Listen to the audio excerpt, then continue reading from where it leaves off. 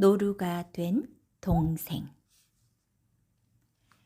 오랜 옛날 물이 아주 귀한 시절이 있었어요. 오랫동안 가뭄이 들어 물이란 물은 다 말라붙었어요. 그때는 3년에 한 차례씩 비가 내렸는데 사람들은 그 빗물을 받아두었다가 3년씩 먹기도 했어요.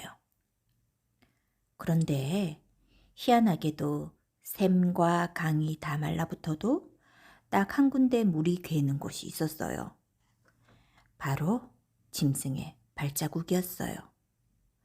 그런데 그보다 더 기이한 것은 짐승 발자국에 괸 물을 먹으면 그 짐승으로 변해버리는 것이었어요.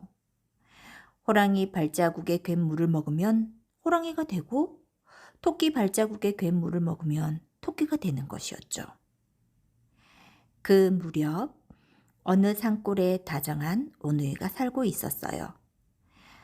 오누이는 부모를 일찍 여의고 오랫동안 둘이서만 살아왔기 때문에 남매 간의 우애가 매우 깊었어요. 어느 날 누나는 어린 동생을 데리고 먹을 것을 구하러 산속으로 들어가게 되었어요. 온통 가뭄이 들어서 그런지 먹을 만한 것을 구하기가 쉽지 않았죠. 하루 종일 헤매다 보니 동생이 목이 마르다며 보채기 시작했어요. 누나, 목이 말라 죽겠어.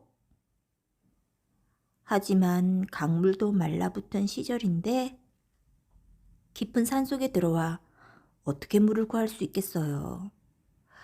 혹시나 하고 샘물을 찾아봤지만 헛일이었어요. 그런데 갈증을 참지 못한 동생이 그만 노루 발자국에 괸 물을 발견하고 그것을 날름 먹어버렸어요. 그랬더니 동생은 금방 새끼 노루로 변해버렸어요. 누나는 너무 갑자기 당한 상황이라 어쩔 줄 모르며 그저 노루의 목을 껴안고 울기만 했어요. 그때였어요. 마침 사냥을 나온 사내가 지나가다가 누나가 우는 것을 발견하고는 다가왔죠. 왜 노루목을 잡고 울고 있어? 누나는 동생이 노루가 된 사연을 사내에게 이야기해 주었어요. 그러자 사내는 사정을 딱하게 여겨 누이와 노루를 자기 집으로 데리고 갔어요. 사냥꾼은 며칠 뒤 누나의 마음이 아름다워 아예 결혼을 하여 한 집에서 살게 되었어요. 노루가 된 동생은 마당에 집을 만들어 주어 지내게 했죠. 사냥꾼은 매일 아침마다 사냥을 하러 산속으로 들어갔어요. 남편이 나간 뒤에 누나는 노루 집 앞에 앉아 하루 종일 동생이 어서 사람으로 되돌아오기를 기원했어요. 어느 날 사냥꾼은 아내를 불러 말했어요. 어젯밤에 불길한 꿈을 꾸었어. 그러니 오늘은 문을 꼭 잠그고 집 안에서만 지내도록 하시오. 누가 찾아와도 문을 열어주면 안 돼요. 알았으니 걱정하지 말고 다녀오세요. 남편을 배웅한 뒤 아내는 노루집을 활짝 열어주었어요. 오늘은 동생과 함께 지낼 수 없게 된 탓에 자유롭게 움직일 수 있도록 배려해 준 것이었어요. 그런 뒤 아내는 집 안으로 들어가 문을 꼭 잠그고 있었죠. 그런데 조금 있으니 웬 노파가 찾아와 문을 두드리는 것이었어요. 며칠 동안 아무것도 먹지 못해서 그러니 밥 한 술만 주오. 노파는 간절한 표정을 지으며 몇 번이고 간청을 했어요.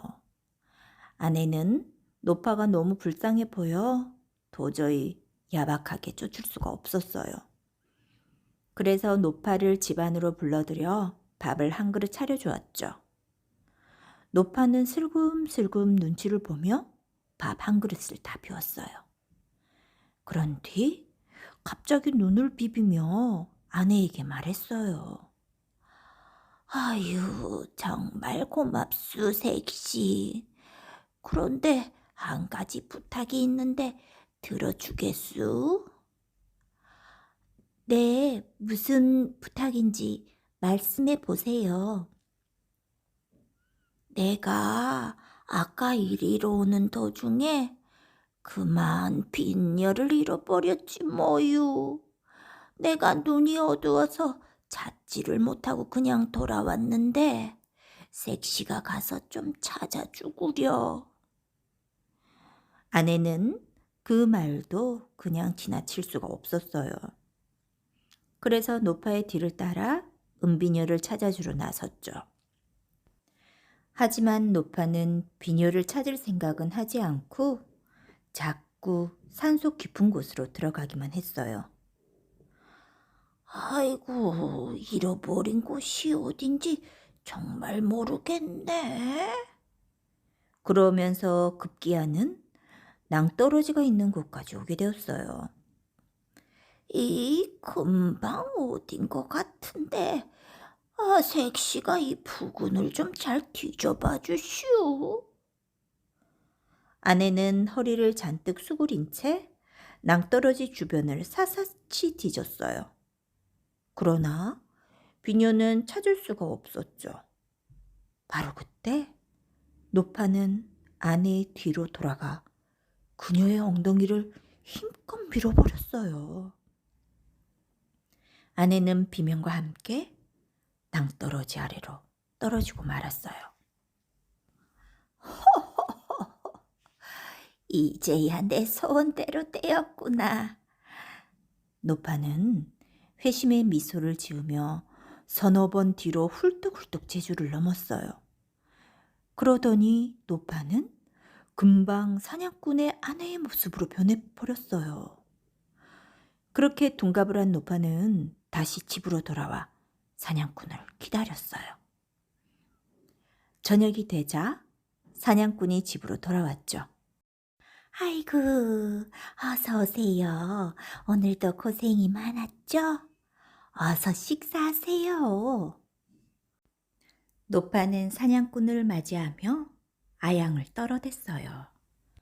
그때 문 밖에서 노루가 앞발로 문을 긁는 소리가 들렸어요. 아니, 당신 동생이 왜 저러지? 무슨 일 있었어?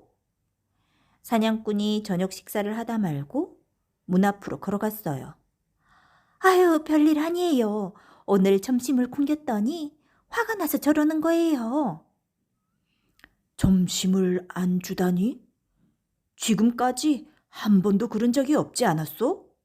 당신이 그토록 사랑하는 동생에게 밥을 안 주다니 당신 머리가 어떻게 된 거 아니요?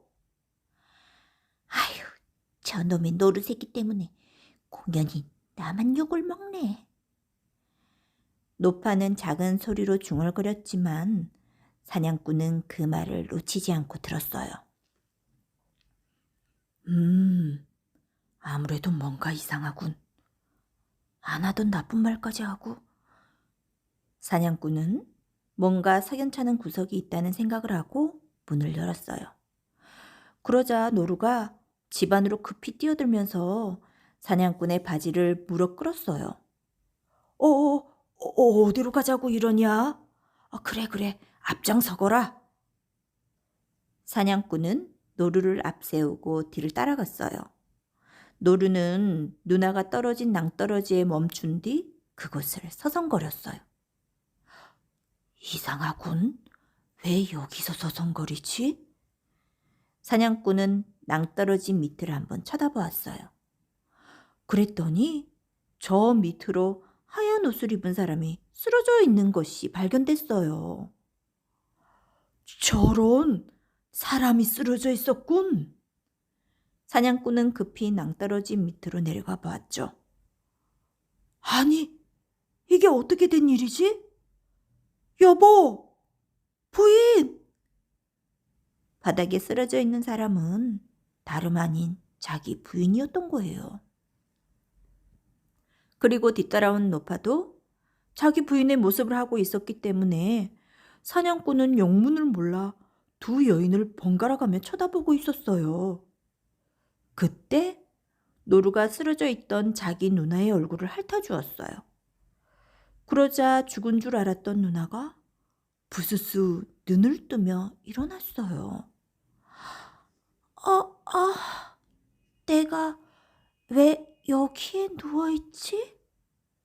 노루는 깨어난 누이가 하도 반가워 누나! 하고 외쳤어요. 그런데 어찌된 일인지 그 소리가 사람의 목소리로 들렸어요. 누나가 깜짝 놀라 노루를 깨어났죠. 내가 이제 말을 하는구나. 누나가 노루를 껴안자 동생은 예전의 모습으로 되돌아왔어요. 상황이 갑자기 변하자 노파는 슬금슬금 꽁무니를 뺐어요. 이제야 모든 내막을 알겠군. 사냥꾼은 꽁무니를 빼며 달아나는 노파를 향해 활을 쏘았어요. 화살을 맞은 노파는 그 자리에서 쓰러졌는데 가까이 가서 보니 늙은 여우가 누워 있었어요. 이런 일이 있고 난 뒤부터는 그 마을에 비가 많이 내리기 시작했어요. 그리하여 강물이 흐르고 샘물이 다시 솟았죠. 또한 노루 발자국에 괸 물을 먹어도 노루가 되는 일은 다시는 없었답니다.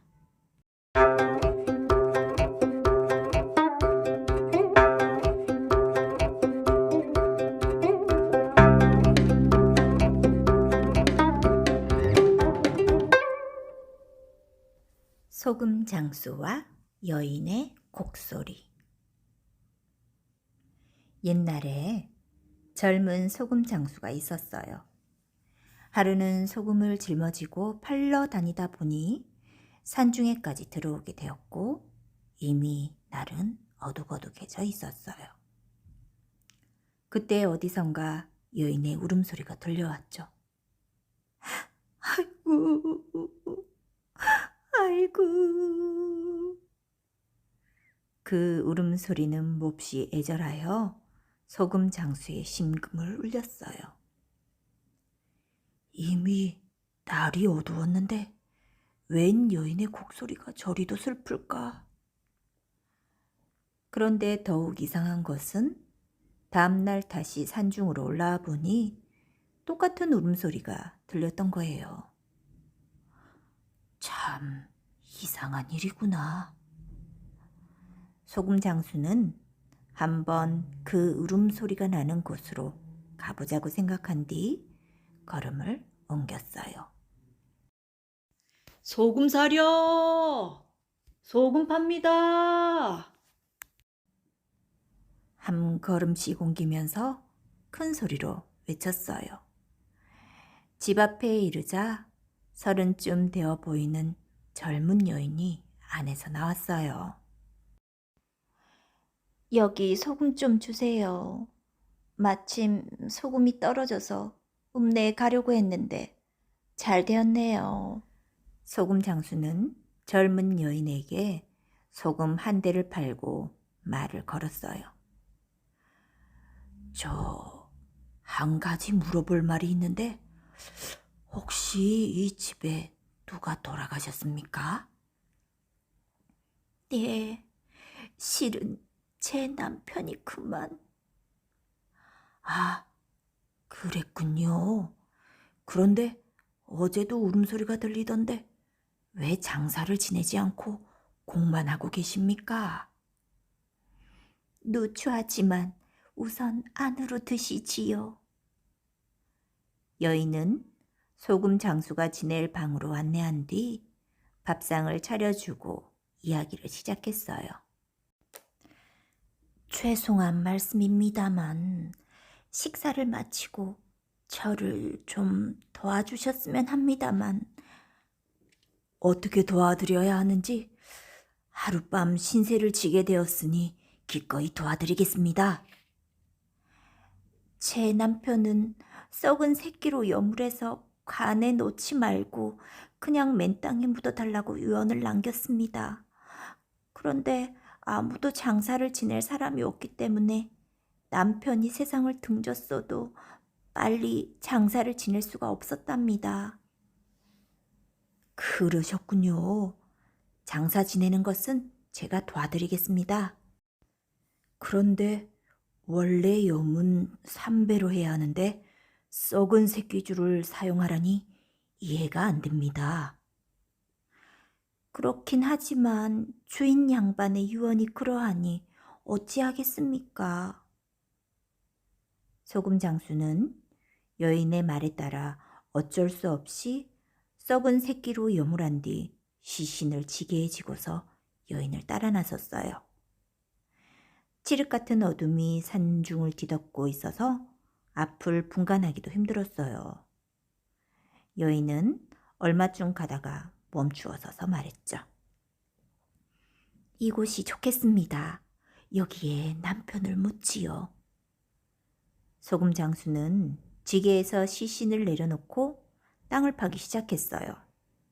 어두웠기 때문에 대충 바닥이 고른 곳에 삽을 찔렀죠. 그런데 소금 장수는 사방이 캄캄해서 구덩이를 파는 그곳의 옆이 정길 낭떠러지인 줄은 까맣게 모르고 있었어요. 구덩이를 다 파자 여인이 소금 장수에게 말했어요. 손님께서는 제 남편의 다리를 잡아주시지요. 소금 장수가 시체의 다리를 들고 막 구덩이에 넣으려는데 갑자기 시신이 움찔거리는 느낌이 들었어요. 시신이 움직이는 것 같은데요? 소금 장수가 놀라서 여인에게 말하는 순간 아닌 게 아니라 시신이 갑자기 벌떡 일어나며 썩은 새끼줄을 끊어버리는 것이었어요. 그리고 다시 살아난 시신은 소금 장수를 낭떠러지로 밀어 떨어뜨리고 말았지요. 와! 미처 손을 쓸 수도 없이 소금 장수는 외마디 비명을 지르며 벼락 밑으로 떨어졌어요. 여인의 남편은 몸에 감겨있던 나머지 새끼줄을 툭툭 털어내며 크게 웃어젖혔어요. 여인도 남편을 따라 손뼉을 치며 좋아했죠. 저런 미련한 장사치 같으니 썩은 새끼줄로 염을 하라는 말을 믿다니 정말 어리석은 친구군. 그러게 말이에요. 여인과 남편은 무엇이 그리 즐거운지 연방 웃으며 좋아했어요. 어서 집으로 돌아갑시다. 남편이 여인에게 말했어요. 그래요. 빨리 가서 저 얼간이의 전대에 돈이 얼마나 들어있는지 봐야겠어요. 아휴, 정말 궁금해 죽겠네. 알고 보니 이들 부부는 산중에 들어온 장사꾼들을 유인해 생명을 빼앗고 금품을 털어온 강도들이었어요. 한편 벼랑으로 떨어진 소금 장수는 요행이 나뭇가지에 걸려 구사일생으로 목숨만은 구했어요. 이 연놈들이 금품을 빼앗는 것으로도 모자라 생사람을 잡아 죽이는구나. 오냐, 기다려라. 내가 너희들을 살려두나 봐라. 화가 치민 소금 장수는 복수를 하기 위해 전혀 다른 사람으로 변장을 하고 다시 그 집으로 찾아갔어요. 부부는 소금 장수가 묵던 방에서 그의 물건들을 챙기느라 정신이 없었어요. 주인장 계시오. 날이 밝을 때까지만 묵고 가게 좀 해주시오. 여인이 쪼르르 나왔어요. 하지만 여자는 그가 소금 장수인지는 알아채지 못했어요. 알겠습니다. 조금만 기다려주세요. 부부는 바쁘게 움직여 방을 비워주었어요. 오늘은 아주 운이 좋은 날이군. 2놈씩이나 걸려들었으니 말이야. 소금 장수가 다시 방에 들어가 눕고 어느 정도 시간이 지나자 또 여인의 곡소리가 들려왔어요. 아이고, 아이고. 그는 아까처럼 여인을 불러내 가닥을 물었어요. 방금 전까지만 해도 멀쩡하던 남편이 급사를 하고 말았지 뭡니까? 그러면서 좀 전과 같은 수법으로 남편의 장사를 치러달라고 부탁했어요.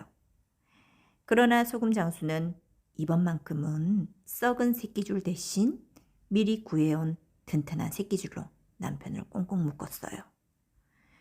그런 줄도 모르고 여인은 소금 장수를 이끌고 낭떠러지가 있는 곳으로 갔어요. 소금 장수가 땅을 다 파니 여인은 같은 수법으로 시신의 다리를 잡으라고 말했죠. 그가 시신의 다리를 잡는 순간 남편이 몸을 움찔거렸어요. 하지만 이번에는 마음대로 움직일 수가 없었어요. 아니, 시신이 움직이다니? 이럴 수가!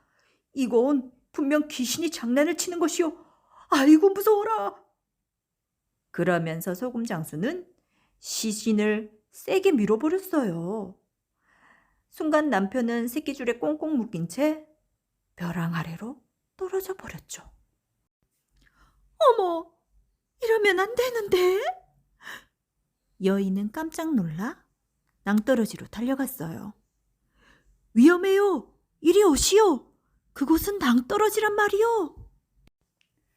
소금 장수가 그렇게 말하는 순간 여인은 발을 헛디뎌 그녀 역시 비명을 지르며 벼랑 아래로 떨어졌어요. 소금 장수는 눈을 감고 나직하게 읊조렸어요.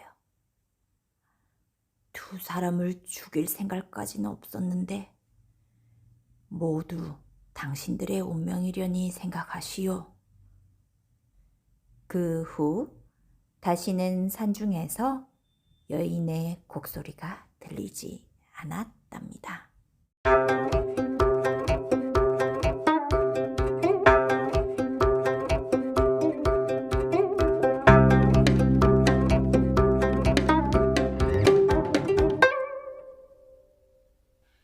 두꺼비 정승. 옛날 어느 마을에 오래도록 아이를 낳지 못하는 부부가 있었어요. 부부는 매일 이른 새벽에 산으로 올라가 아이를 낳게 해달라고 정성으로 기도를 올렸어요. 그 정성에 산신령도 감동을 했는지 기도를 올린 지 100일 만에 마침내 아이를 갖게 되었어요.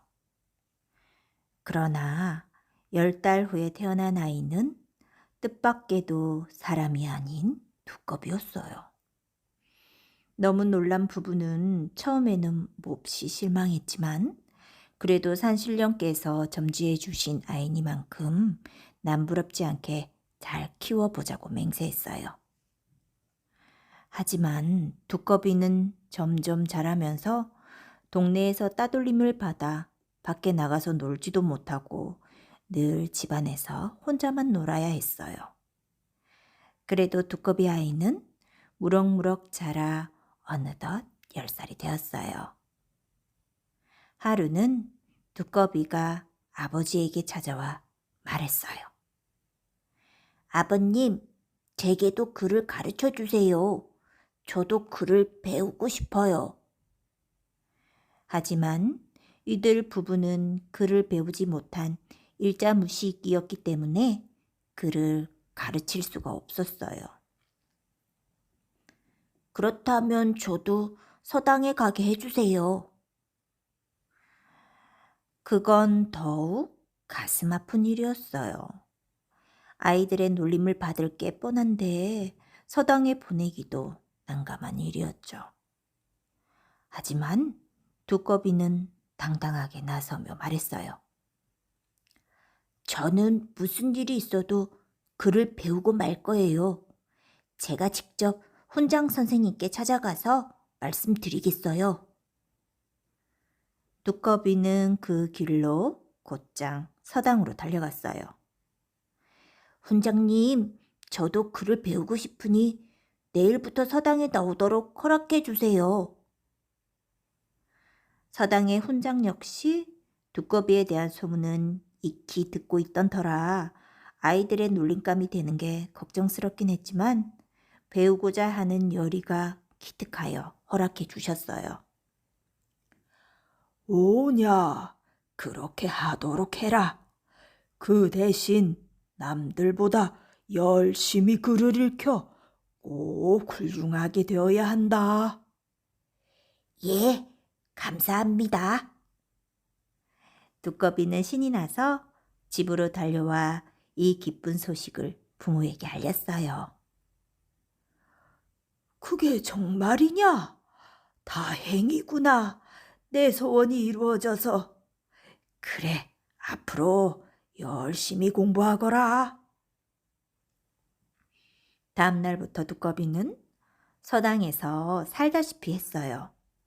다른 아이들이 두꺼비로 놀려도 전혀 개의치 않고 책을 열심히 읽었어요. 어느덧 세월이 흘러 두꺼비도 청년이 되었어요. 어느 날 두꺼비는 다시 아버지를 찾아와서 말했어요. 이제 저도 장가를 들어야 할 나이가 되었으니 배필을 구해주십시오, 아버지. 이번에도 아버지는 난감하기 이를 데 없었어요. 사람도 아닌 두꺼비가 장가를 가겠다고 나서니 어떻게 해야 좋을지 몰랐죠. 얘야, 물론 내가 장가를 들 나이가 되었다는 것은 알지만 어느 색시가 내게 시집을 오겠느냐. 그렇다고 우리가 재산이 많아서 가난한 집 처녀를 데리고 올 수도 없는 노릇이고. 하지만 두꺼비의 고집은 대단했어요. 아버님, 저는 꼭 장가를 가야겠습니다. 제가 이미 보아둔 처녀가 있습니다만. 뭐라고? 어느 색시인데 그러느냐? 허진사 댁의 딸들이 예쁘다고 들었습니다. 허진사 집 딸들이라면 가문도 좋고 미모도 뛰어난 처녀들이었어요. 뭐야? 그건 좀 어렵지 않겠니? 어려운 정도가 아니라 엄두도 낼 수 없는 상황이었어요. 하지만 두꺼비는 고집을 꺾지 않았어요. 저는 꼭 그 처녀들 중에 한 명과 결혼하겠습니다. 두꺼비 부모는 할 수 없이 다음 날부터 혹시나 두꺼비의 색시가 있을까 싶어 이웃 마을까지 돌아다니며 수소문해 봤어요. 집신도 짝이 있다는 말만 믿고 발이 부르트도록 돌아다녔지만 역시 예상대로 두꺼비에게 시집을 오겠다는 처녀는 한 명도 없었어요. 한 달이 넘게 이 마을 저 마을 수소문하고 다녔지만 모두 헛일이었어요. 그래서 아버지는 믿져야 본전이라는 각오로 허진사 댁으로 찾아갔어요. 허진사는 첫 마디부터 펄쩍 뛰었죠. 지금 제정신으로 하는 소리냐? 어떻게 우리 예쁜 딸들을 두꺼비에게 시집 보낼 수가 있는가? 정신이 어떻게 된 모양이군. 관가로 끌고 가기 전에 당장 물러가시오. 아버지는 허진사에게 몇 번이고 더 매달려 봤지만 그러면 그럴수록 허진사의 화만 부추길 뿐이었어요. 아버지는 역시 안 되겠다 싶어 돌아서려는 참이었어요. 잠깐만 기다려 주십시오. 예쁜 목소리로 아버지를 불러세운 처녀는 바로 허진사의 셋째 딸이었어요. 부족합니다만 저를 두꺼비 도령과 결혼시켜 주십시오. 셋째 딸이라면 허진사의 5딸 중에서도 가장 예쁜 처녀였어요. 뭐야? 내가 두꺼비한테 시집을 간다고? 아이고. 허진사는 너무 기가 차서 말문이 막혀버렸어요. 셋째 딸이 자기 아버지에게 다가와서 말했어요. 물론 아버님의 걱정을 모르는 바는 아니옵니다만 결코 아버님의 기대에 어긋나는 자식은 되지 않을 것입니다. 저는 두꺼비 도령이 반드시 훌륭한 사람이 되리라는 사실을 알고 있습니다.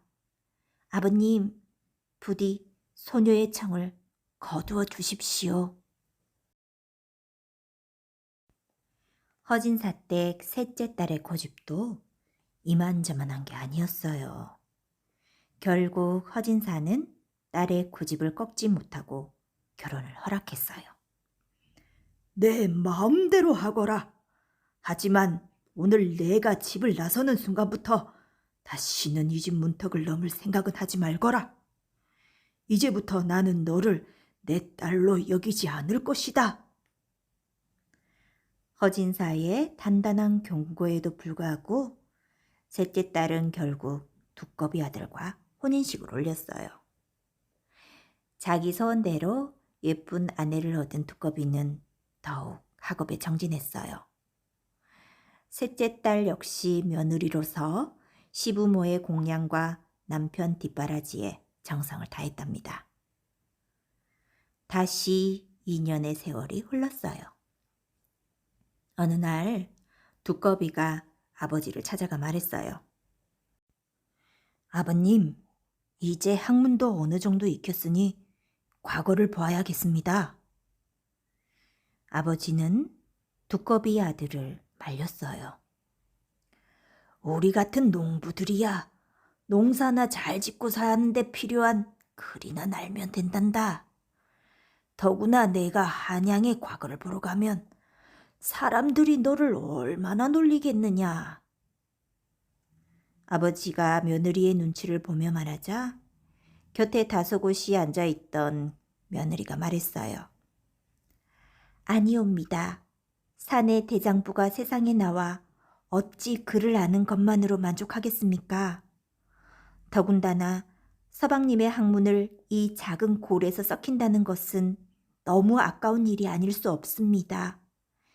부디 서방님께서 과거에 응시하도록 허락해 주십시오, 아버님. 두꺼비의 부모는 고집센 아들 내외의 간곡한 청을 결국 받아들이고 말았어요. 이왕 과거를 보려고 떠나는 것이니 꼭 급제하거라. 염려 마십시오, 아버님.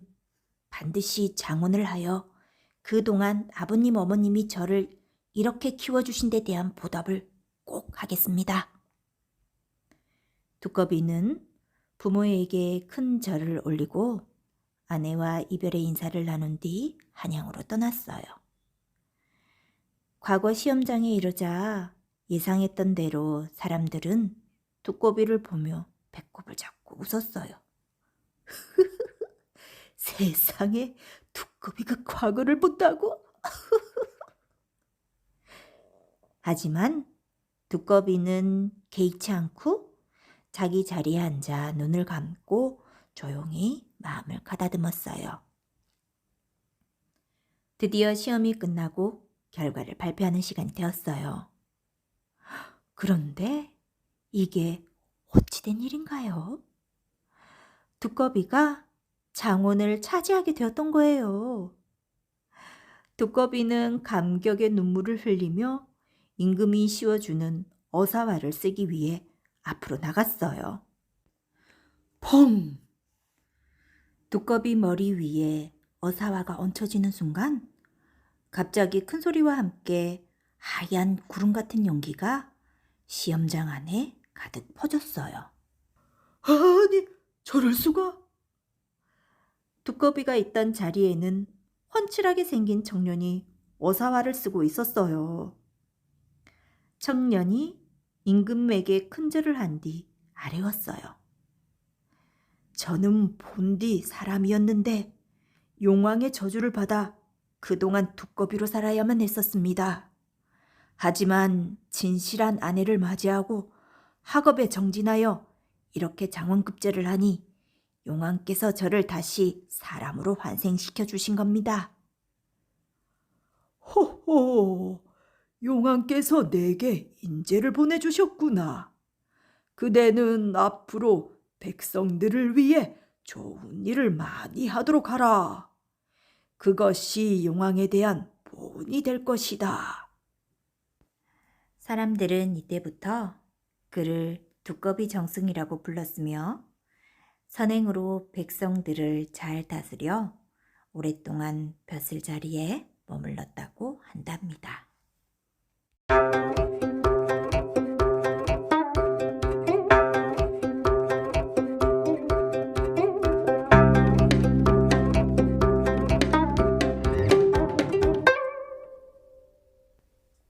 원바위 전설. 옛날 어떤 마을에 원바위라 불리는 바위가 있었는데, 원이란 그 고을의 수령을 뜻하는 말이었어요. 이 바위에 얽힌 이야기는 이러했어요. 원바위가 있는 지방에 안진사라는 사람이 있었어요. 그는 어찌나 위세를 떨고 다니는지 가난한 동네 사람들에게 못되게 굴기가 일쑤였어요. 그래서 안진사에 대한 사람들의 평판은 아주 나빴어요. 그는 과거에서 진사에 합격했으나 벼슬을 살지는 못했어요. 그저 진사라는 것에 만족하며 동네에서만 주름을 잡고 다녔죠. 못 배우고 돈 없는 동네 사람들의 위에 서서 못된 일만 저지르고 있었던 거예요. 마을 사람들은 안진사에게 억울한 일을 당해도 어디에다 호소할 길이 없었어요. 관청에다가 호소문을 올려도 이미 사또도 안진사에게 먹은 뇌물이 있어서 거절당하기가 일쑤였죠. 그래서 마을 사람들은 속이 부글부글 끓었지만 힘없고 배운 것이 없어서 무슨 뾰족한 방법이 없이 당하기만 했어요. 그러던 어느 날 새로운 사또가 부임을 해왔어요. 그 사또는 사리 판단이 분명하고 백성을 위하는 인물이었어요. 마을 사람들은 이번에야말로 안진사를 혼내줄 좋은 기회라고 생각해서 여러 사람이 공동명의로 사또에게 호소문을 올렸어요. 그러자 신임 사또가 마을 사람들에게 말했죠. 나는 이미 이 마을에 오기 전부터 안진사에 대한 좋지 못한 평판을 들어왔다. 그러니 그동안 그대들이 안진사에게 당했던 사정을 자세히 말해보아라. 사또의 말에 마을 사람들은 자신들이 당한 억울함을 줄줄이 엮어냈어요. 그중 한 사내가 이렇게 말했어요. 사내는 지난 봄에 먹을 것이 떨어져 안진사를 찾아가 가을에 이자를 잘 쳐서 갚을 테니 양식을 구워달라고 한 적이 있었어요. 그때 안진사는 이렇게 말했어요. 듣고 보니 사정이 딱하구먼. 지금 자네에게 구워줄 쌀이나 보리는 없고 그 대신 수수를 한 말 주지. 사내는 먹고 살아야 했기 때문에 수수라도 달라고 했어요. 예, 그거라도 주시면 정말 감사하겠습니다.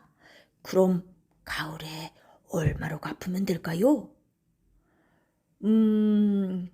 그저 수수 하나만 가져오라고. 수수 한 마리요? 그렇다면 지금 제가 가져가는 것하고 똑같지 않습니까? 이자를 받지 않겠다는 말씀이십니까? 사내는 도무지 믿어지지가 않아 눈을 동그랗게 뜨고 되물었어요. 그래, 수수 하나야. 그런데 나중에 실수가 없도록 여기 장부에다 하나 만들어 두고 가게. 그러면서 장부에 이렇게 기록했어요. 김서방이 갚아야 할 내용, 수소하다. 그런 다음 사내에게 장부에 적힌 내용을 읽어주었어요. 수소하나요? 수수가 아니고 수소입니까? 그리고 하나가 아니고 한 마리라고 해야 하지 않나요?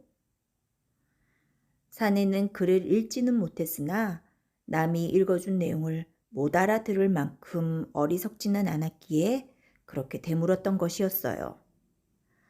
아, 이 사람아, 이 지방에서는 수수를 수소라고 하지 않은가? 그리고 하나나 한 마리나 그 말이 그 말 아닌가? 참 답답하구만. 그러니 사람은 배워야 하는 거야. 예, 잘 알겠습니다. 자, 그러면 이리 와서 장부에 틀림없다는 표시를 하게. 서명을 하라는 말이었어요. 사내는 안 진사의 요구대로 장부에 서명을 한 뒤 수수 한 마를 들고 집으로 돌아왔어요. 세월이 흘러 가을이 되었어요. 안 진사에게 꾸어온 수수 한 마를 갚아야 할 때가 된 것이었어요. 그래서 사내는 제일 잘된 수수만을 골라내고 거기다가 정성 들여 키로까지 불어서 수수 한 마를 만들어 안진사 집으로 찾아갔어요. 지난 봄에 양식을 구워주셔서 정말 요긴하게 잘 먹었습니다. 약속대로 여기 수수 한 마를 가지고 왔습니다. 그러자 안진사는 눈을 부릅뜨며 말했어요. 수수 한 마리라니? 이 사람이 지금 무슨 말을 하는 거야? 사내는 영문을 몰라 물었지요. 지난봄에 수수 한 말만 갚으라고 하지 않습니까? 이 사람이 큰일 날 소리 하는구먼. 내가 언제 그런 약속을 했다는 거야? 이 장부를 보게나 여기에는 수수 한 마리 아니라 수소 하나라고 적혀 있지 않나? 예, 맞습니다. 수소 하나요. 그때 진사 어른께서 그 말이나 수수 한 마리나 마찬가지라고 하셨지 않습니까? 난 그런 말 한 기억 없어. 그리고 수수하고 수소하고 어떻게 같은가?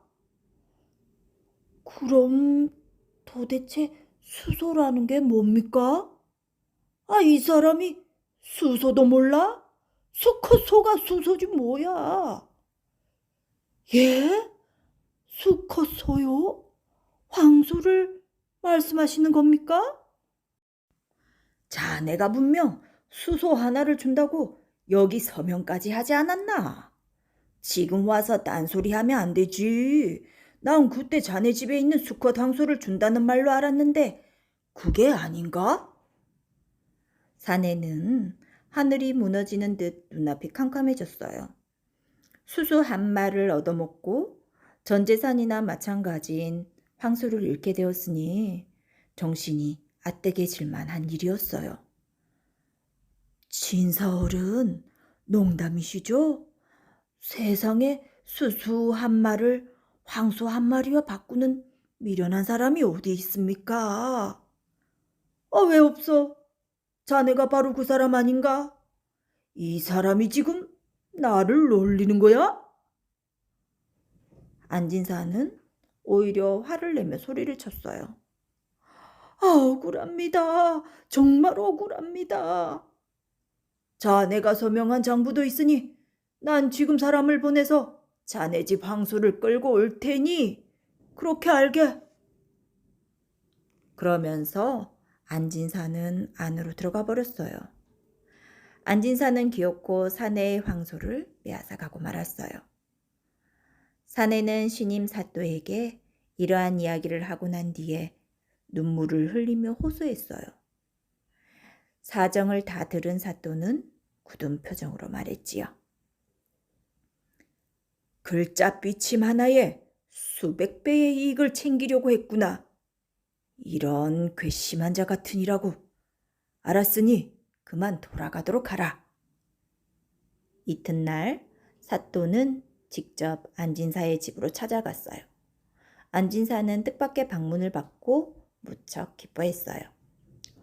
어서 오십시오, 사또. 이런 누추한 집에 몸소 오시다니 황송할 뿐입니다요. 어서 안으로 드시지요. 안진사는 호들갑을 떨며 사또를 맞이했어요. 안진사는 자기 집에서 가장 맛있는 음식을 차리라는 둥 사또에게 바칠 갑질 선물을 준비하느라 난리가 났어요. 그러나 사또는 정중하게 거절을 했어요. 괜찮습니다. 나는 원래 시를 짓고 노래하기를 좋아합니다. 집안에서 이렇게 법석을 떨 것이 아니라 저기 물가 바위에 올라가 함께 실을 읊는 게 어떻겠습니까? 사또의 뜻이 그러시면 따르지요.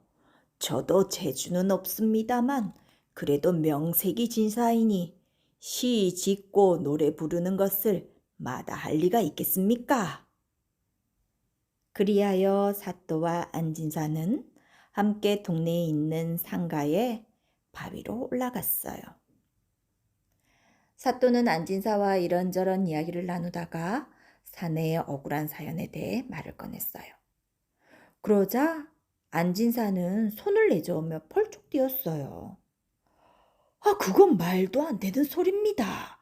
저도 옛 성현의 말씀을 익혀서 진사가 되었는데 어떻게 그런 경우 없는 짓을 하겠습니까? 김서방이 지난 봄에 와서 식량을 구워달라기에 저도 먹고 살기 어렵지만 하도 딱해서 쌀 한 가마니를 주었습니다. 쌀을 주셨다는 말씀이십니까? 예. 그랬더니 김서방이 무척 고마워하면서 이 봄에 먹지 못해 죽으면 집이고 논이고 갖고 있은들 뭐하냐면서 자기가 아끼던 수컷 황소를 가을에 주겠다고 해서 받은 것뿐입니다요. 그래서 제 장부에다 수소 하나라고 쓰고 김서방이 서명까지 했습니다. 그렇습니까? 그런데 김서방 말하고는 너무 다르군요. 아이고 사또, 그 무식한 자가 뭘 알겠습니까? 사또께서 그런 무식한 자의 말을 들으시면 안 됩니다. 그 자들은 말도 안 되는 소리로 떼를 쓰거든요. 그럼 김서방을 불러다가 이야기를 한번 들어봅시다.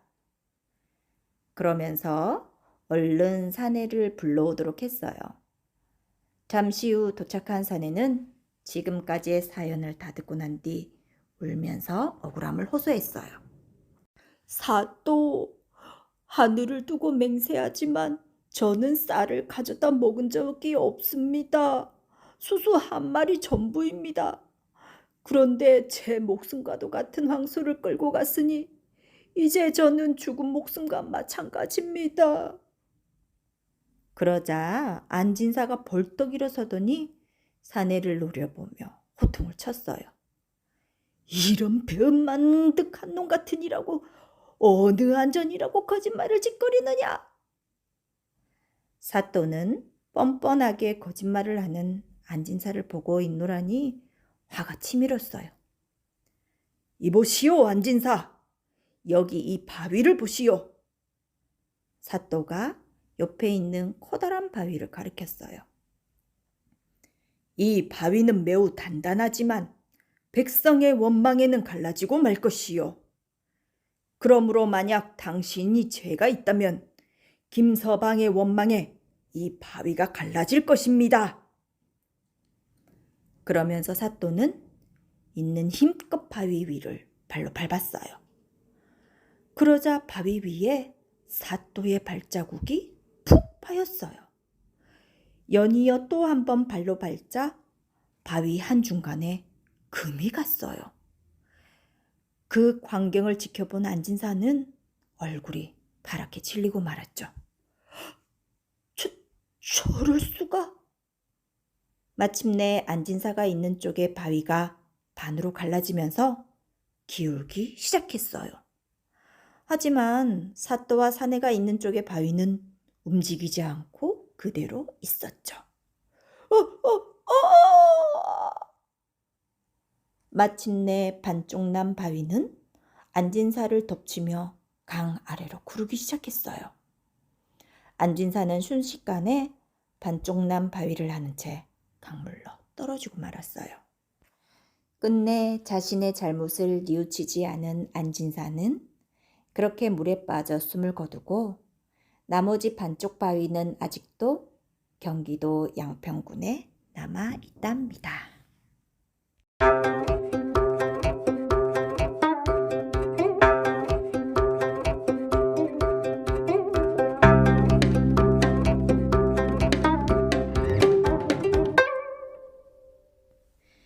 눈에 갚은 개구리.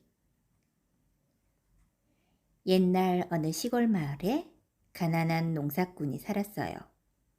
이 농사꾼은 날마다 논에 가서 물 대고 김 매고 거름 주고 이렇게 부지런히 일을 했죠. 그런데 하루는 논에 가다 보니 길가 개울에 올챙이 한 마리가 펄떡펄떡 뛰고 있는 거예요. 그 해는 비가 안 와서 봄부터 날이 몹시 가물었던 모양이에요.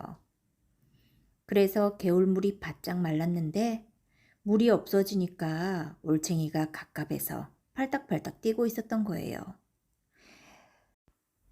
농부가 가만히 보니 그냥 두면 올챙이가 곧 죽을 것 같았어요.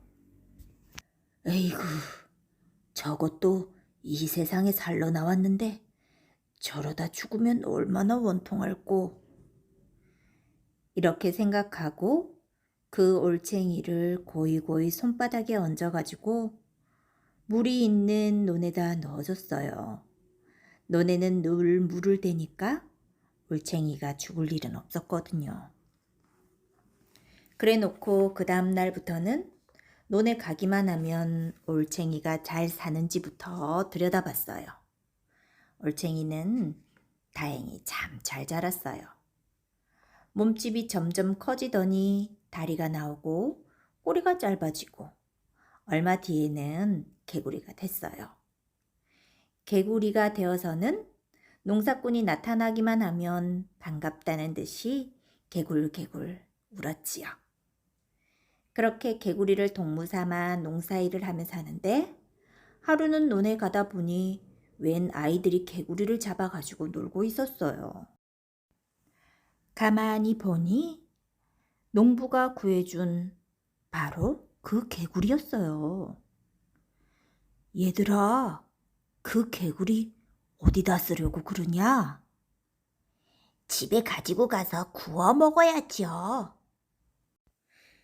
그러지 말고 그 개구리 나다오. 이 떡을 줄 테니 개구리와 바꾸자. 마침 점심밥 대신 먹으려고 챙긴 보리 개떡이 몇 개 있었거든요. 그걸 모두 아이들에게 주고 농부는 개구리를 샀어요. 그리고는 개구리를 다시 논에다 놓아줬죠.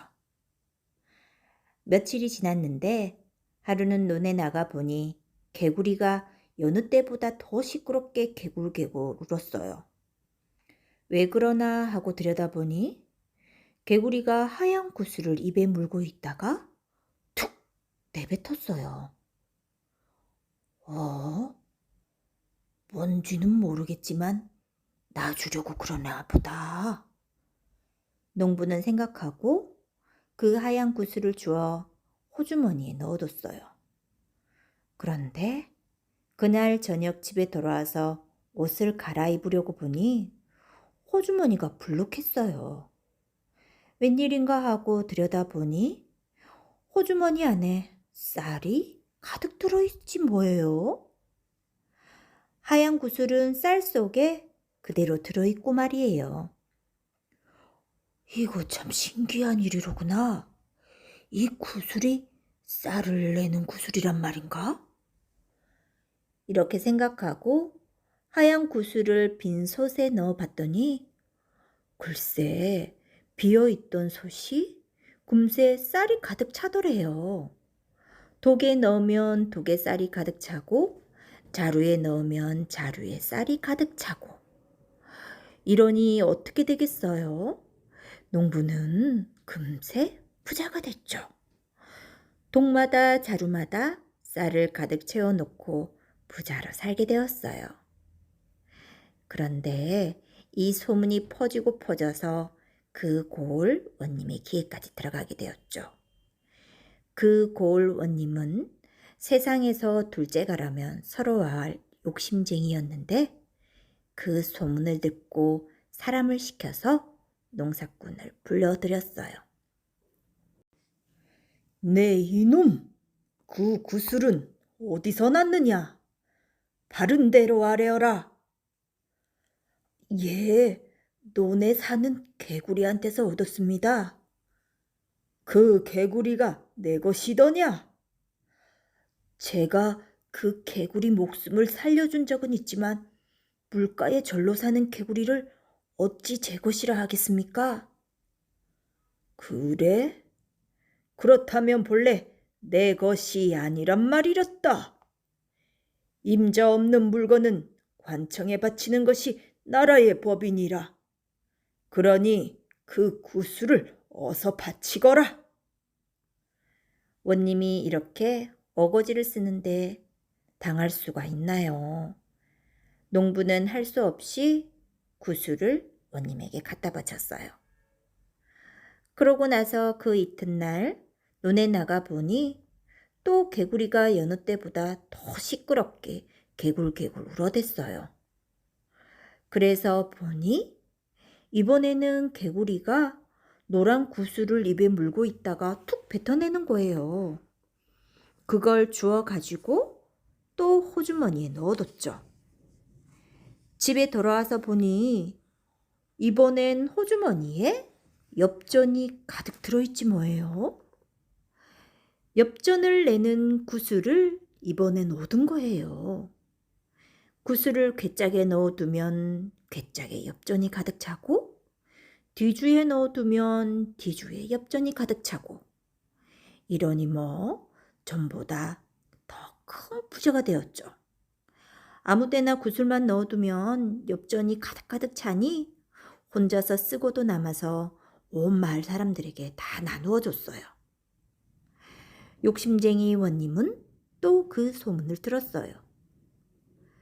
그러더니 또 농사꾼을 불러들였죠. 네 이놈! 임자 없는 구슬을 얻었으면 냉큼 관청에 갖다 바칠 일이지 여태 뭘 하고 있었느냐? 이렇게 말하니 어쩔 수 없이 또 원님에게 노란 구슬을 또 뺏겼어요. 그러고 나서 그 이튿날 또 논에 가보니 이번에는 개구리가 빨간 구슬을 입에 물고 있다가 툭 뱉어냈어요. 농사꾼이 이번엔 그걸 주워 집으로 안 가고 바로 원님에게로 갔어요. 그놈의 구슬을 가지고 있어 봐야 또 원님한테 뺏길 게 뻔하니 아예 일찌감치 갖다 바치는 게 낫겠다고 생각한 거죠. 사또, 이번에는 빨간 구슬을 얻었습니다. 사또께 바치려고 가져왔습니다요. 그 말을 듣고 욕심쟁이 원님은 너무 좋아 그만 입이 해불쩍 벌어졌어요. 하얀 구슬, 노란 구슬을 뺏어서 쌀이야 엽전이야 산더미만큼 쌓아두고 사는 것만 해도 좋은데 또 요술 구슬을 얻게 됐으니 이런 횡재가 어디 있나요? 호호, 착한 백성이로다. 어서 두고 가거라. 농사꾼이 돌아간 뒤에 원님은 빨간 구슬을 손에 쥐고 궁리했어요. 하얀 구슬은 쌀을 내는 구슬이요. 노란 구슬은 엽전을 내는 구슬이렸다. 그렇다면 이 빨간 구슬에서는 뭐가 나올까? 틀림없이 듣도 보도 못한 보물이 줄줄 쏟아져 나오겠구나. 이럴 게 아니라 어서 넣어봐야지. 찔끔찔끔 나와서는 감질만 날 테니 아예 산더미만큼 쏟아지게 큰 우물에다 집어넣어야겠다. 이렇게 생각한 원님은 구슬을 우물에다 집어넣었어요. 그 우물은 깊이가 12길이나 되는 데다가 크기는 석자 반이나 되어서 거기에 보물이 가득 차면 평생 꺼내 쓰고도 남을 만큼 쌓이게 되지요. 자, 이제 어떤 보물이 가득 찼나 볼까? 그런데 이게 웬일이에요? 갑자기 우물 속에서 왁자지껄 시끌시끌 귀가 멍멍해질 만큼 요란한 소리가 나는데 개구리 우는 소리가 들렸어요. 우물에서 개구리가 수도 없이 쏟아져 나와 몇천 몇만 마리가 되는지도 모르게 온 집안을 기어다녔어요. 방이고 마르고 부엌이고 온 사방이 개구리 떼가 되어버렸어요. 그동안 하얀 구슬, 노란 구슬에서 나온 쌀이고 엽전이고 죄다 없어지고 보이는 건 온통 개구리뿐이었죠. 원님은 혼이 다 빠져서 주랭랑을 놓고 농사꾼은 그 뒤로도 부지런히 농사를 지으며 잘 살았대요. 개구리들은 다 어떻게 됐냐고요? 요새 들판에 뛰어다니는 개구리들이 다 그 개구리들이래요.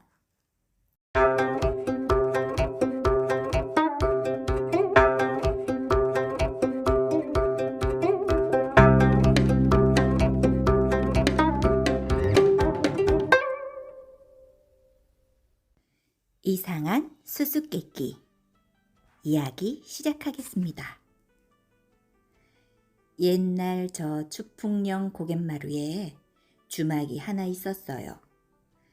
과거 보러 가는 선비들이 쉬어가던 주막이었어요. 과거 보러 가는 날이 저물면 하룻밤 자고 가려고 들고 먼 길을 걸은 사람은 다리 쉼하려고 들고 이래저래 주막은 늘 선비들로 북적거렸죠. 그런데 한 번은 선비들이 한꺼번에 너무 많이 들어닥쳤던 모양이에요. 방은 비좁은데 사람은 많으니 눕지도 못하고 둘러앉아서 정강이를 맞비비고 있었지요. 별 수 없이 앉은 채로 밤을 새워야 했어요. 그런데 그렇게 사람들이 빙 둘러앉으니 가운데가 널따랗게 빌 것 아니겠어요? 그 자리에 한 사람쯤은 다리를 뻗치고 누울만 했죠. 모두들 거기에 눕고 싶지만 체면을 차리느라 서로 눈치만 보고 있었어요. 그러다가 한 사람이 말을 꺼냈어요.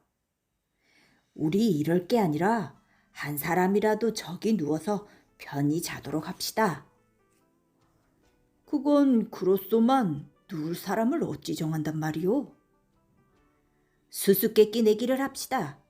한 사람이 한 가지씩 수수께끼를 내어 아무도 못 맞추는 문제를 낸 사람이 눕도록 하면 좋지 않겠소? 그거 좋은 생각이요. 이렇게 의논을 하고 한 사람씩 돌아가며 수수께끼를 냈어요. 그런데 모두들 책을 많이 읽은 선비라 웬만한 수수께끼는 다 척척 알아맞혔어요.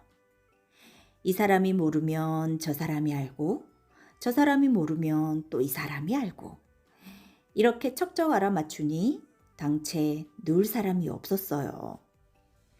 그렇게 쭉 돌아가다가 마지막에 남은 선비가 수수께끼를 내는데 뭐라고 내는 거 아니? 죽은 사람이 살아서 진진이를 3번 부르는 게 뭐겠습니까? 죽은 사람이 살아서 진진이를 3번 부른다? 거참 아무리 생각해도 모르겠네. 아무도 모르니 다른 사람이 그게 뭔지 말해봐라 이렇게 다그칠 것 아니겠어요? 그러니까 이 선비가 이야기를 쭉 늘어놓는데 옛날에 한 임금님이 살았어요. 그런데 이 임금님한테는 딸이 하나 있었죠. 아들도 없고 달랑 딸 하나뿐이니 얼마나 귀하겠어요. 지면 터질세라 불면 꺼질세라 애지중지 키웠죠. 그런데 이때 나라 안에 참 이상한 일이 생겼어요. 멀쩡하던 사람들이 하나 둘씩 없어지는 거예요. 자고 일어나면 사람이 없어지고 자고 일어나면 또 사람이 없어지고 어느 집에서는 아버지를 잃고 또 어느 집에서는 어머니를 잃고 아들, 딸도 있고 이렇게 사람들이 줄줄이 사라졌죠. 어디로 사라졌는지 좌치도 없어요. 참 귀신이 코칼 노릇이었죠. 그러다 결국 임금님의 딸까지 없어졌어요. 그 애지중지하던 딸을 잃어버렸으니 임금님이 군사를 풀어 온 나라를 이 잡듯이 뒤졌죠. 그래도 공주를 찾지 못했어요. 그래서 공주를 찾아주는 사람에게는 큰 상을 내리겠다고 곳곳에 방을 걸었어요. 힘께나 쓴다는 장수들과 날고 기는 점장이들이 구름같이 모여들었죠. 그 사람들이 모두 공주를 찾아 나섰지만 아무도 공주를 찾을 수가 없었어요. 터럭만한 자취라도 있어야 찾을 게 아니겠어요. 일이 이렇게 되니 임금님도 임금님이지만 온 나라 사람들이 근심에 쌓였어요. 언제 누가 연기같이 사라질지 모르는 판국이니 근심이 안 되겠어요. 그때 한 나무꾼이 나무를 하러 산에 갔다가 길을 잃어버렸어요. 길을 잃고 여기저기 헤매다 보니 자꾸 깊은 산속으로 들어가서 난생 듣도 보도 못한 곳으로 가게 됐죠. 사람 발길도 안 닿는 그런 데서 헤매다 보니 저 아래서 웅성웅성하는 소리가 들렸어요.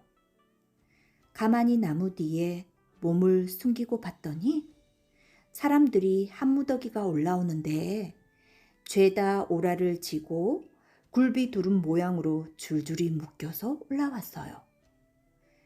그런데 맨 앞에 선 몸이 깍지똥 같고 팔뚝이 홍두깨만 하고 눈에 빨간 불이 철철 흐르는 놈이 사람들을 끌고 오는 거예요. 가만히 보니 사람도 아니고 짐승도 아닌 것이 바로 괴물이었어요. 옳지, 저것이 여태 죄 없는 사람들을 잡아간 괴물이로구나. 나무꾼은 가만히 뒤를 밟았어요. 뒤를 밟다 보니 어느 골짜기에 썩 들어서더니 큰 바위 앞에서 떡 멈춰 서더란 말이죠. 떡 멈춰 서서 바위를 두 손으로 잡고 끙 하면서 한 번 용을 쓰니까 그 큰 바위가 스르르 열렸어요. 그러니까 거기에 커다란 동굴아가리가 나타났어요. 괴물이 사람들을 끌고 동굴 속으로 들어갈 때 나무꾼도 사람들 틈에 끼어 들어갔죠. 다 들어가니 괴물이 바위를 도로 닫아버렸어요. 바위를 딱 닫아버리니 이건 옴짝달싹도 안 하는 거예요. 동굴 속으로 한참 들어가니 빛이 환한 딴 세상이 나타났어요. 고래등 같은 귀갓집도 있고 버섯 같은 초가집도 있는 그런 큰 세상이었어요. 괴물이 사람들을 끌고 큰 귀화집으로 들어가는데 그때 나무꾼은 사람들 틈에 섞여가다가 얼른 장독간에 숨었어요. 그러고 한참을 있으니 웬 처녀가 바가지를 들고 장을 뜨러 왔어요. 장독 뚜껑을 열고 바가지로 장을 뜨면서 처녀가 노래를 불렀어요. 포고지고 포고지고 울어머니 포고지고 가고지고 가고지고 우리 집에 가고지고. 가만히 보니 괴물한테 잡혀온 처녀 같았어요. 그래서 나무꾼이 돌멩이를 장독으로 똑똑 두드리며 저도 같이 노래를 받아 불렀어요. 딱한 쥐고 딱한 쥐고 장 뜨는 저 처녀야, 너의 집에 가려거든 말 한마디 건네주소. 처녀가 노래소리를 듣더니 낌새를 알아차리고 가만히 장독을 돌아 나무꾼이 숨어있는 데로 왔죠. 놀라지 마시오. 나는 산에서 길을 잃어 헤매다가 저 괴물을 따라 여기까지 왔소이다. 그렇습니까? 저는 얼마 전까지만 해도 대굴에 살았는데 괴물에게 잡혀와 이런 신세가 되었습니다. 라고 말했어요. 듣고 보니 그 처녀가 바로 공주였어요. 그래서 둘은 괴물을 없앨 방도를 의논하게 되었어요. 제 아무리 힘센 괴물이라 하나 저도 틀림없이 무서워하는 게 있을 것이요. 그러니 틈을 봐서 괴물이 뭘 무서워하는지 좀 알아봐 주시오. 네, 잘 알겠습니다. 그동안 빈 독에 잘 숨어 계세요. 그래서 나무꾼은 빈독 안에 들어가 숨어 있었어요. 공주는 그날 밤에 괴물한테 가서 술을 권하는 체 하면서 당신처럼 힘센 사람은 세상에 무서워하는 게 아무것도 없겠지요? 하고 넌지시 물어봤어요. 그랬더니 허허허, 아니야. 나도 무서운 게 딱 하나 있어. 그게 뭔가요? 처음엔 괴물이 대답을 안 하다가 자꾸 술을 권하면서 물으니 다른 건 하나도 안 무서워. 사슴 가죽 냄새가 제일 무섭지. 어휴. 공주가 그 말을 잘 들어뒀다가 괴물이 잠든 틈을 타서 장독간으로 갔어요. 가서 빈독 안에 숨어 있는 나무꾼에게 그대로 일러줬죠. 얼커니, 이제 됐소. 그 괴물이 자는 방만 일러주시오. 마침 나무꾼이 허리춤에 부시 주머니를 하나 차고 있었는데 그 주머니가 바로 사슴 가죽으로 만든 거였어요. 그 주머니를 잘라 동글동글하게 뭉쳐가지고 괴물이 자는 방에 숨어들었지요. 그리곤 괴물의 콧구멍에다 사슴 가죽 뭉친 것을 박아 넣었어요. 그랬더니 괴물이 벌떡 일어나 길길이 뛰다가 벼락치는 소리를 내면서 죽어버렸어요. 이렇게 해서 괴물을 없애고 나니 붙잡혀 왔던 사람들이 죄다 우르르 몰려나와 사냥꾼에게 고맙다고 말했어요. 그러고 나서 힘센 젊은이 수백 명이 달려들어 동굴을 막고 있던 바위를 밀고 밖으로 나갔어요. 잡혀온 사람 수천 명이 다 나오고 임금님 딸도 물론 함께 나왔죠. 그런데 임금님 딸이 나가서 나무꾼에게 고맙다고 인사를 하려고 찾으니 나무꾼은 그새 어디로 갔는지 아무리 찾아도 없어요. 그래서 할 수 없이 그냥 대궐로 돌아갔어요. 그런데 사실 나무꾼은 동굴을 못 빠져나오고 안에 갇혀 있었어요. 사람들을 다 내보내고 혼자 뒤처져 있던 나무꾼이 미쳐 나오기도 전에 다른 사람들이 바위로 동굴을 막아버렸던 거예요. 그래서 나무꾼은 할 일 없이 혼자 굴 속에 갇히게 됐어요. 힘센 젊은이 수백 명이 달려들어 겨우 열고 닫은 바위인데 그걸 혼자 힘으로 어떻게 열겠어요. 그러니 어쩔 도리가 없었어요. 혼자서 탄식을 하면서 그 안에서 이리저리 돌아다녔죠. 그렇게 돌아다니다 보니 배가 너무 고팠어요. 그래서 뭐 먹을 게 없나 하고 괴물이 살던 귀갓집으로 들어갔죠. 부엌에 가서 여기저기 살피는데 솥 안에서 달그락달그락 소리가 났어요. 뭐가 있나 하고 솥뚜껑을 열어보니 글쎄 솥 안에 커다란 자라가 한 마리 들어있었어요. 괴물이 잡아서 삶아 먹으려고 솥 안에 넣어뒀나 봐요. 자라가 눈을 꿈쩍꿈쩍하며 나무꾼을 쳐다보는데 참 불쌍했어요. 그래서 자라를 솥에서 꺼내줬어요. 솥에서 꺼내주니 자라가 조금만 더 있었으면 숨이 막혀 죽었을 터인데 덕분에 살아났습니다. 이 은혜는 꼭 갚겠습니다. 말은 고맙지만 당장 여기서 빠져나갈 길이 없으니 큰일이구나. 그것은 염려 마십시오. 저한테 방도가 있습니다.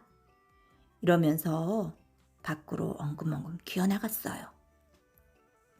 나가서는 뭐라고 입을 뻥긋뻥긋 하니까 어디서 개미떼가 수없이 기어오는데 천지가 새까맣게 될 정도로 기어왔어요. 그러더니 굴을 막은 바위 밑을 고물고물 파니 그 큰 바위가 흔들흔들하더니 한참 뒤에는 쿵 하고 넘어졌어요. 그래서 나무꾼은 자라와 함께 밖으로 나올 수 있게 되었어요. 밖으로 나와서 자라가 말했어요. 저는 본디 용왕의 아들인데 묵 구경을 나왔다가 변을 당했습니다. 목숨을 구해준 은혜를 갚고자 하니 부디 저와 함께 용궁으로 가시지요. 그래서 나무꾼은 자라 등을 타고 용궁으로 갔어요. 용궁에 가니 용왕이 용상에 턱 앉아 있다가 아들 목숨을 살려준 은인이라고 반갑게 맞아주었죠. 살 밤낮으로 잔치를 벌이는데 듣도 보도 못한 음식을 가득 차려놓고 풍악을 울리면서 참 대접을 잘해줬어요. 그렇게 대접을 잘 받고 돌아가려고 하니 용왕 아들이 와서 가만히 말했어요. 돌아갈 때 아버지가 뭐든지 마음에 드는 물건을 하나 가져가라고 하실 겁니다. 다른 것은 말고 진진이라는 항아리를 하나 달라고 하십시오. 용왕 앞에 가서 이제 그만 돌아가 봐야겠다고 하니 아닌 게 아니라 용왕이 뭐든지 마음에 드는 물건을 하나 가져가라고 말했어요. 그래서 나무꾼은 다른 것은 말고 진진이라는 항아리를 주십시오 라고 말했죠. 그랬더니 용왕이 한참 생각하다가 하는 수 없다는 듯이 항아리를 하나 건네줬어요. 그걸 가지고 자라등을 타고 무치러 나왔죠. 나올 때 용왕 아들이 가르쳐 주기를 언제든지 어려운 일이 생기거든 항아리를 쓰다듬으면서 진진아를 3번 부르십시오. 그러면 반드시 좋은 일이 생길 것입니다. 라고 말해줬어요. 나무꾼은 그 말을 잘 새겨들었어요. 집으로 가는 길이 멀었던 나무꾼은 가다가 산속에서 날이 저물어 버렸어요. 산속에서 날이 저물었으니 잘 곳도 없고 쉴 곳도 없었어요. 그때 어려운 일이 생기면 진진이를 부르라는 말이 생각나서 항아리를 쓰다듬으며 3번 불렀어요. 진진아, 진진아, 진진아. 그랬더니 이게 웬일이에요? 항아리에서 파란 옷을 입은 아이가 쏙 나오더니 공손하게 절을 하면서 어인일로 부르셨습니까? 하고 말했어요. 그래서 나무꾼은 밤중에 쉴 곳이 없어 불렀다고 했죠. 그랬더니 대바람에 고래등 같은 집을 한 채 턱 지어놓고 도로 항아리 안으로 쏙 들어가 버렸어요. 나무꾼은 고래등 같은 집에 들어가서 푹 쉬었어요. 그런데 일이 꼬이느라 그랬는지 그걸 누가 숨어서 다 보고 있었어요. 바로 산도둑이었어요. 산도둑이 가만히 보니 진진이라는 항아리가 참 신기한 물건이었어요. 3번 부르기만 하면 나와서 뭐든지 해달라는 대로 다 해주니 보물도 그런 보물이 없었죠. 그래서 산도둑은 가만히 들어가서 나무꾼을 죽이고 항아리를 빼앗아 달아나 버렸어요. 그런데 그날 밤 임금님 딸이 대궐방에서 바느질을 하고 있는데 웬 고양이 한 마리가 야옹 하면서 방에 들어와 하얀 봉지를 떨어뜨려 놓고 나갔대요.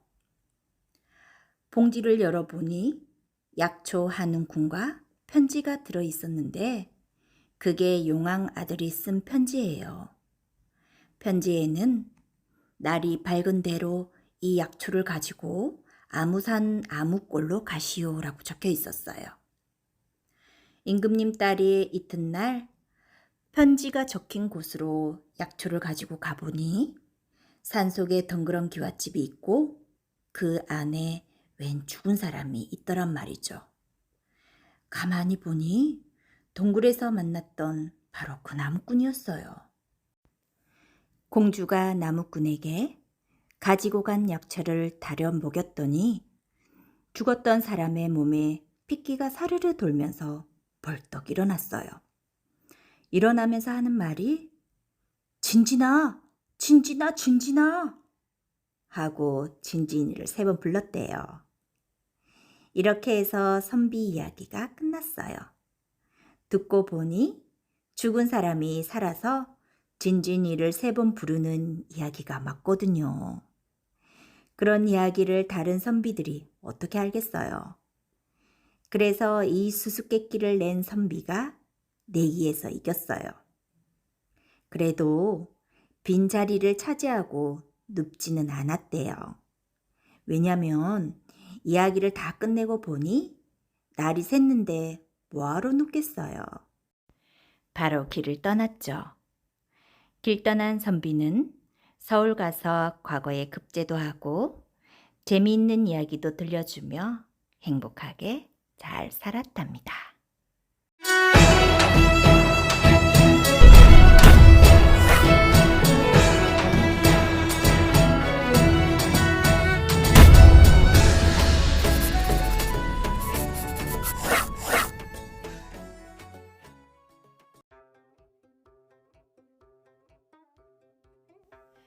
광대탈과 장사 삼형제 이야기 시작하겠습니다.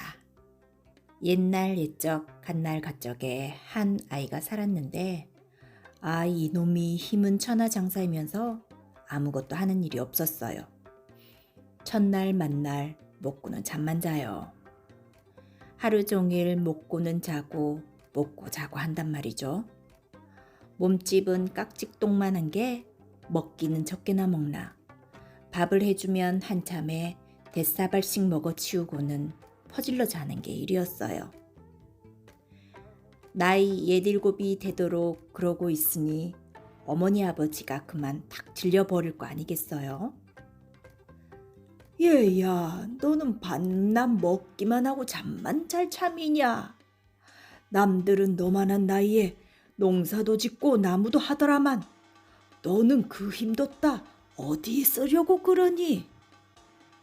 하고 걱정 반 꾸중 반으로 타일렀죠.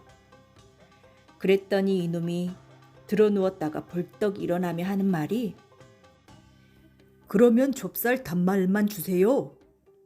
이러거든요. 가만히 있다가 갑자기 좁쌀 단말이라니. 좁쌀 단말이 어디 적나요? 그래서 못에 쓰려고 그러냐니까 다 쓸 때가 있어 그러니 그냥 달래요. 그래서 부모님은 할 수 없이 줬어요. 가만히로 한 가만인데 주니까 그걸 무슨 콩주머니 쥐듯이 한 손에 쥐고 흔들면서 뒷산으로 올라가는 거예요. 뒷산으로 올라가서는 아름드리 나무를 한 손으로 쑥 뽑아 제끼는 거예요. 뽑힌 자리에 구덩이가 큼지막하게 생길 거 아니에요? 거기에다 좁쌀을 드립다 쏟아붓는 거죠. 단말을 몽땅 구더기에 다 쏟아붓고 손을 탁탁 털어 널고 내려왔어요. 그래놓고 그 뒤로 날마다 구덩이에 오줌똥을 갖다 붓더니 싹이 나니까 한 포기만 남기고 죄다 속간해 버렸어요. 달랑 한 포기만 남겨두고 말이에요. 그런데 그 한 포기가 엄청나게 자라는 거예요.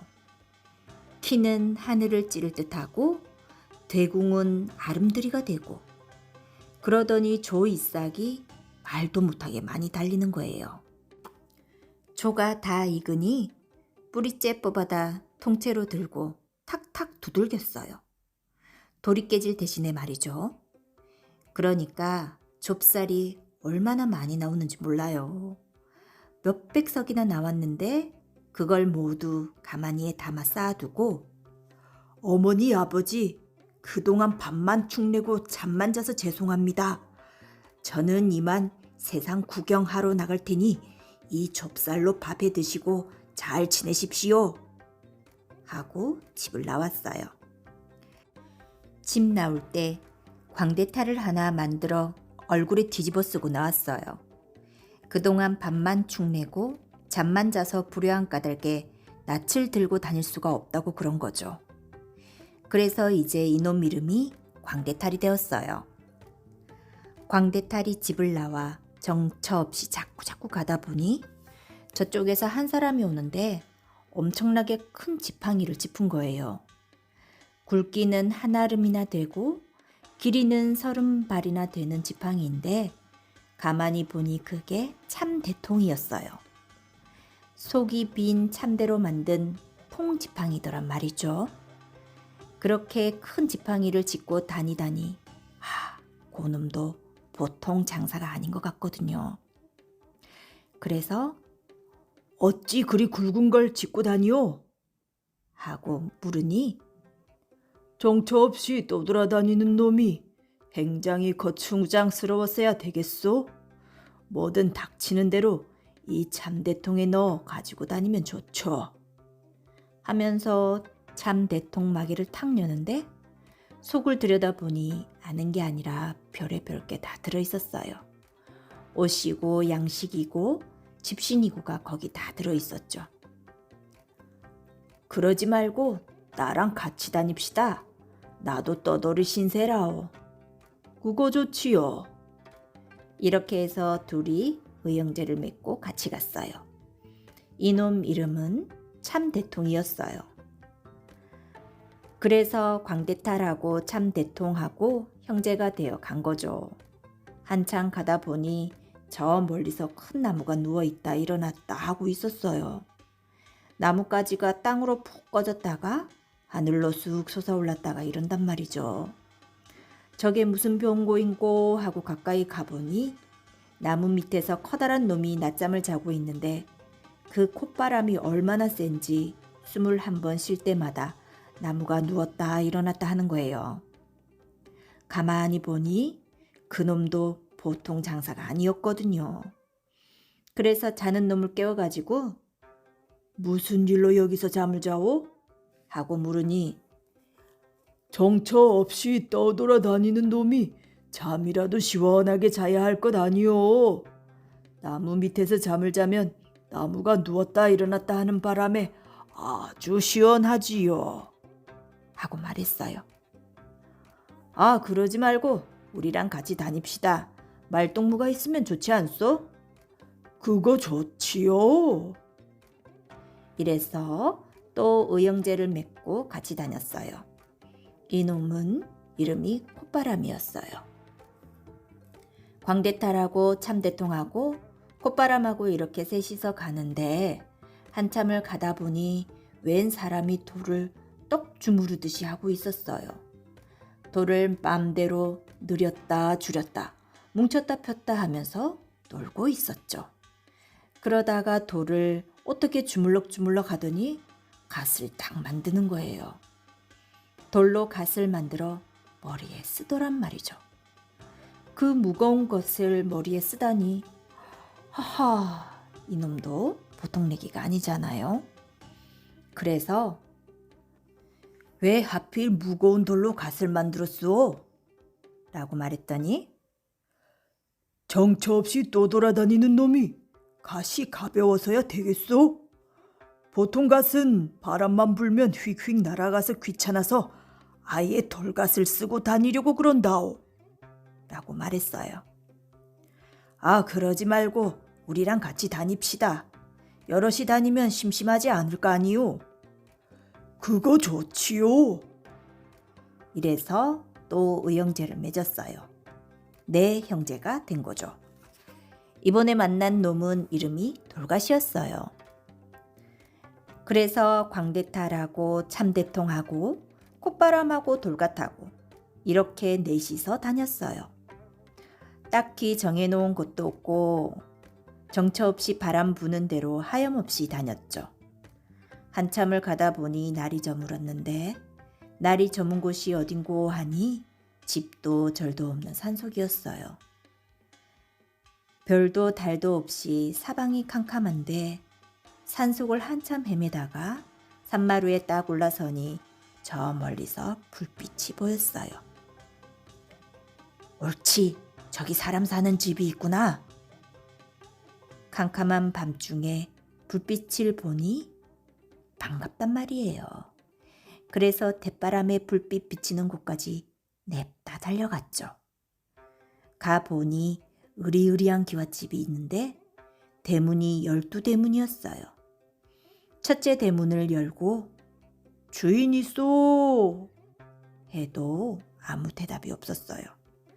그래서 둘째 대문을 열고 거기 주인 있소 해도 아무 대답이 없었어요. 셋째 대문을 열고 주인 있소 해도 아무 대답이 없네요.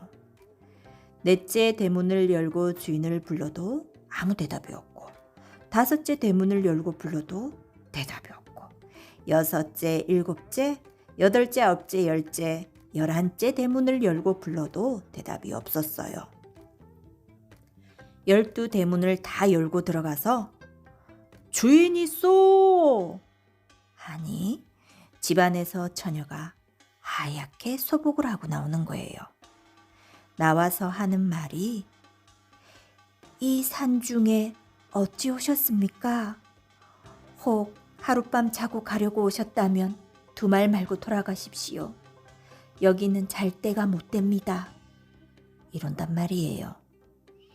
왜 그러냐고 물으니 우리 집 식구가 요남은 됐는데 어느 날부터 자고 일어나 보면 한 사람씩 죽어나가 이제 저 혼자 남았습니다.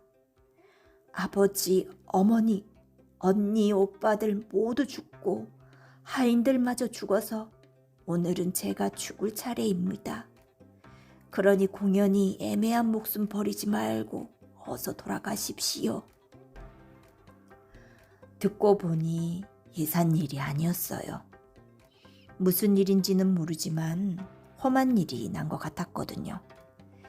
그렇지만 아무리 험한 일이라 해도 사람의 목숨이 왔다 갔다 하는 걸 보고 명색이 장사들이 못 본 채 할 수 있나요?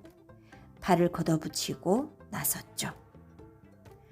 아, 그렇다면 우리가 오늘 밤 지켜보겠소.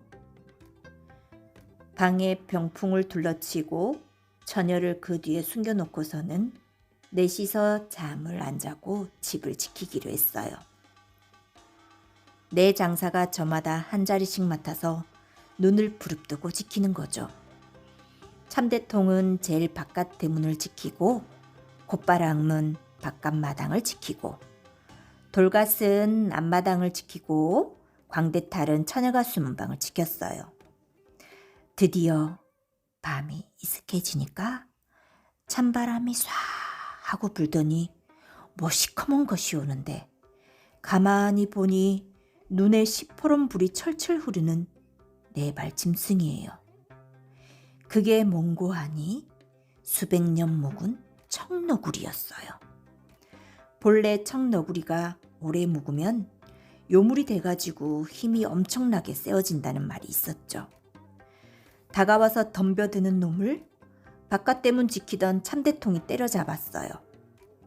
길이가 30발이나 되는 참대통을 한번 휘두르니까 청너구리가 맥을 못 추고 단번에 나가 떨어졌어요. 그렇게 잡은 놈을 참대통에 쓸어 담았죠.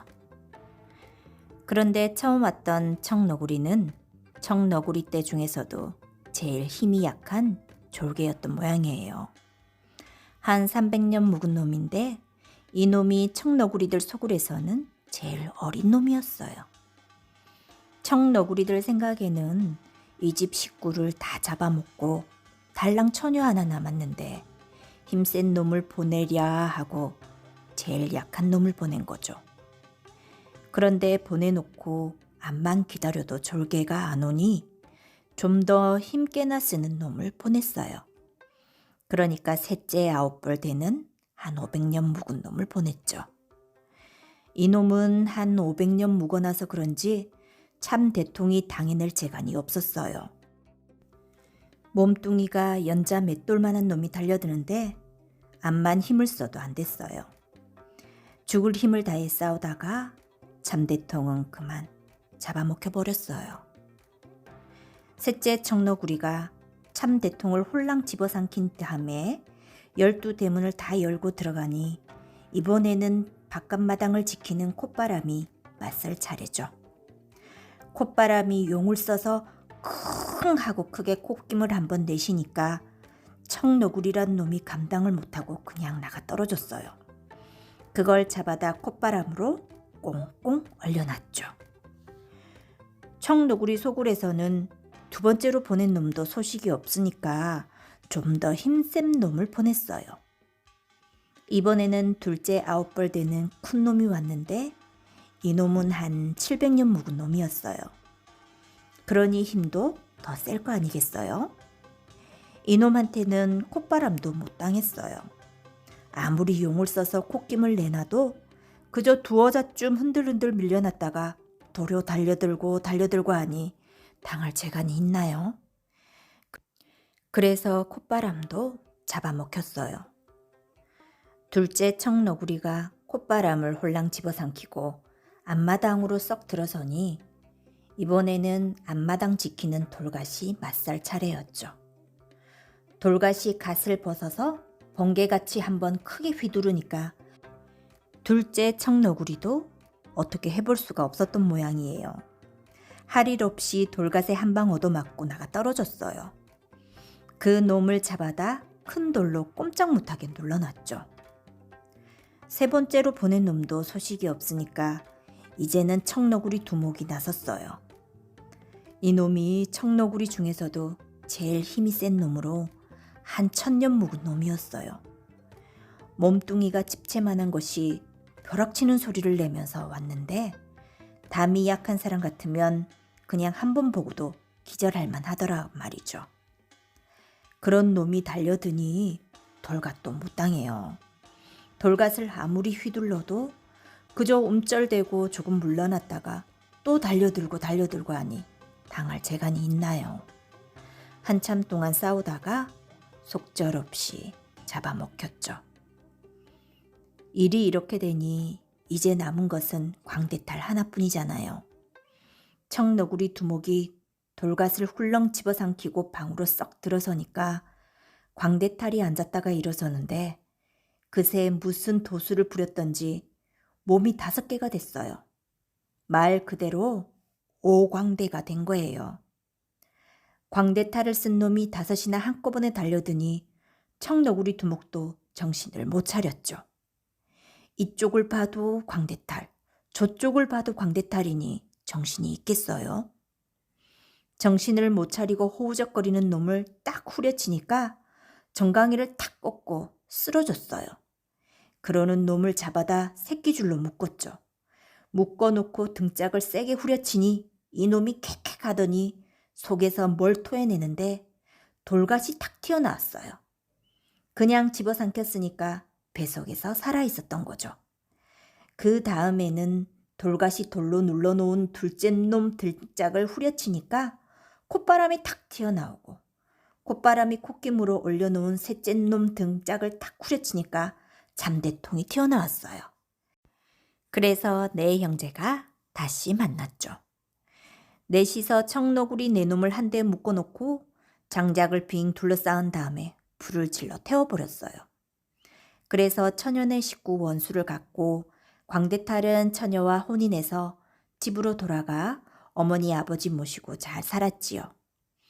넷이서 친형제처럼 지내면서 잘 살다가 넷다 하늘로 올라갔어요. 하늘로 올라가서 무엇이 됐는고 하니 무지개가 되고 바람이 되고 번개가 되고 해와 달이 됐어요. 참대통은 참대로 땅 위에 물을 길어 올려 무지개가 되고 콧바람은 코로 바람을 일으켜 바람이 되고 돌갓은 부싯돌로 탁탁 쳐서 번개가 되고 광대탈은 해가 되고 천은은 달이 되고 이렇게 하늘에서 오손도손 잘 살고 있답니다.